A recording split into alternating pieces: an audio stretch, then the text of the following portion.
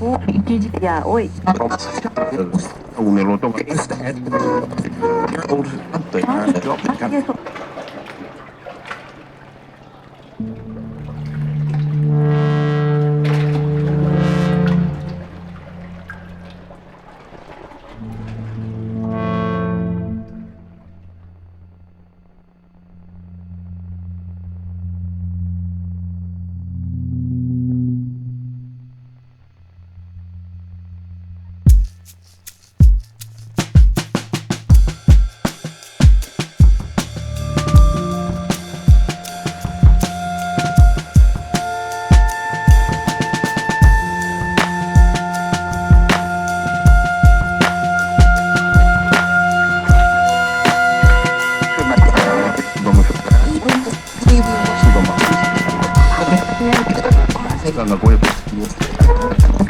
一時や、おい。